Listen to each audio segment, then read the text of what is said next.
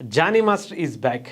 ఆయన ఇంకేముంది, ఆయన పని అయిపోయింది. ఇంకా ఆయన మళ్ళీ సినిమాల్లో చేయడు, సినిమాలు కొరియోగ్రఫీ చేయడు, డాన్సర్గా ఆయన పని క్లోజ్ అని చెప్పారు. కాకపోతే పెద్ది సినిమాతో ఒక రేంజ్లో హిట్ కొట్టారు. ఇప్పటికే ప్రపంచాన్ని ఊపేసేటువంటి డాన్స్ స్టెప్పులు అందించారని చెప్పాలి.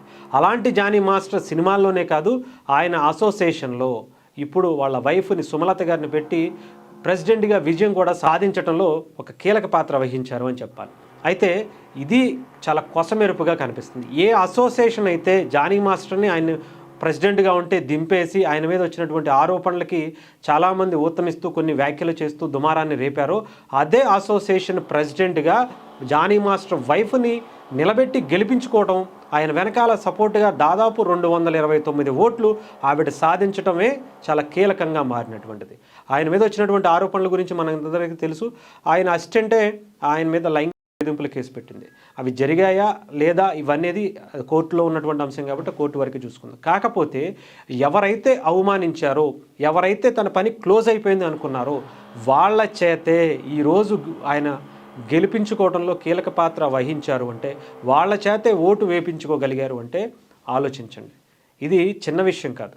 రాజకీయాల్లో సాధారణంగా ప్రతిపక్ష అధికార పక్ష వాళ్ళు ఇలాంటివి చేస్తూ ఉంటారు.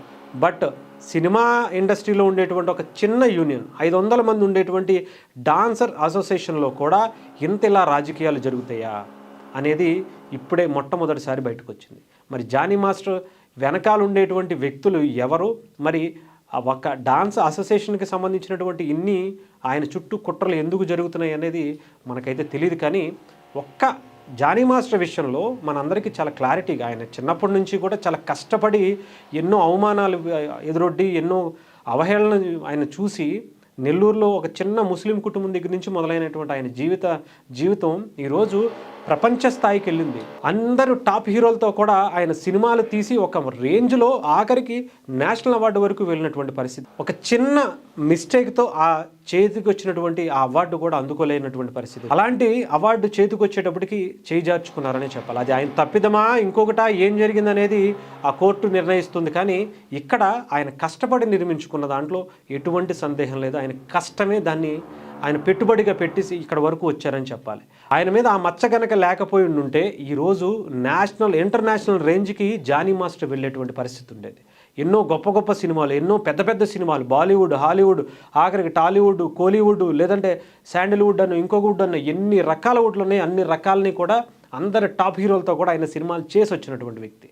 అలాంటి జానీ మాస్టర్ రీసెంట్గా పెద్దితో చికిరితో ప్రపంచాన్ని ఊపేశారు. అదొక ట్రెండ్ అనుకోండి. ఇప్పుడు ఇదొక సెన్సేషన్ అయింది. చాలా ఎమోషనల్ అయిపోయారు. ఆ వీడియో కూడా మీరు చూడొచ్చు. జానీ మాస్టర్ వాళ్ళ వైఫ్ ఆ అసోసియేషన్లో గెలుపొందినప్పుడు ఏదో రాజకీయంగా ఎమ్మెల్యే అయినంత సంతోషపడ్డారు. ఎందుకు అంటే నిజంగా అదొక ఎమ్మెల్యే పదవే అనుకోవచ్చు. తాను ఎంతో ఇష్టపడి ప్రేమించినటువంటి డాన్స్ అసోసియేషన్ మెంబర్స్ అందరూ కూడా గతంలో ఆయన మీద వచ్చినటువంటి ఆరోపణలకి వత్తాసు పలుకుతూ చాలామంది ప్రెస్ మీట్లు పెట్టి ఆయన ఆ పదవి నుంచి దింపేయడమే కాకుండా అనేక రకాలుగా మాట్లాడినటువంటి పరిస్థితి. బట్ ఇప్పుడు అదే అసోసియేషన్ వాళ్ళతోనే ఆయన మళ్ళీ గెలుచుకునేటువంటి విధానం చాలా ఇన్స్పైరింగ్గానే చెప్పాలి. కొంతమంది మళ్ళీ ఇన్స్పైరింగ్ అంటే మళ్ళీ జానీ మాస్టర్ ఇలా చేశారు కదా, దాన్ని ఇన్స్పైరింగ్గా తీసుకోమంటావా అని అంటారేమో. నేను అనేది ఆయన ఎదిగినటువంటి జర్నీని చూడండి, ఇంతవరకు వచ్చినటువంటి విధానాన్ని చూడండి. మిస్టేక్లు ఎవరైనా చేస్తుంటారు, బట్ ఆ ఒక్క మిస్టేక్ లేకపోతే జానీ మాస్టర్కి మనం పేరు పెడతానికి కూడా సరిపోమనేది చాలా స్పష్టంగా తెలుసుకోవాలి. ఎందుకంటే కష్టపడి నిర్మించుకున్నాడు.